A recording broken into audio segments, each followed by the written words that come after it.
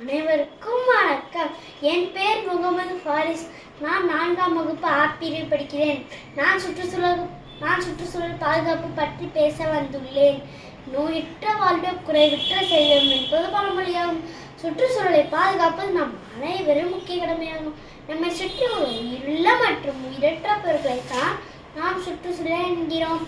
காற்று மாசுபாடு, நீர் மாசுபாடு, மண் மாசுபாடு, ஒளி மாசுபாடு, உணவுப் பொருட்கள் மாசுபாடு என வாழ்க்கைக்கு தேவையான அனைத்தையும் நாமே மாசுபடுத்தி கொண்டிருக்கிறோம். அந்த கால மக்கள் இயற்கை கடவுளாக வணங்கினார்கள்.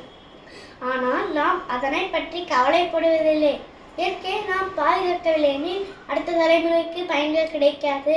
நீர்நிலைகள் இன்று தொழிற்சாலை கழிவுகள் மற்றும் ரசாயனங்களால் மாசடைகிறது.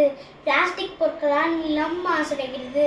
தொழிற்சாலையிலிருந்து வெளிவரும் நச்சு புகையினாலும் வாகன புகையினாலும் காற்று மாசுபடுகிறது. இந்த காற்றை நாம் சுவாசிப்பது புகைப்பிடித்தலுக்கு சமமாகும். இவ்வாறு பல கேடுகளை இயற்கைக்கு நாம் அளிக்கிறோம். அதனை சரி செய்யும் விதமாக வீட்டிலேயே மரங்களை வளர்க்கலாம். வீடுகளில் சேரும் குப்பைகள், மக்கும் குப்பைகள், மக்காத குப்பைகள் என்று தனித்தனியாக பிரித்து வைக்கலாம்.